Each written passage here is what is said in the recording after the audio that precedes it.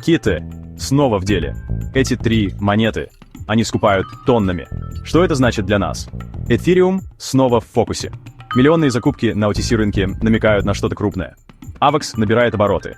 Киты аккумулируют актив, а инсайдеры шепчут о грядущем росте. Polygon заключает новые партнерства, а крупные кошельки продолжают накапливать матик. Пиши в комментариях, какую монету держишь ты. А еще 5 альткоинов, которые скупают киты, в нашем Telegram.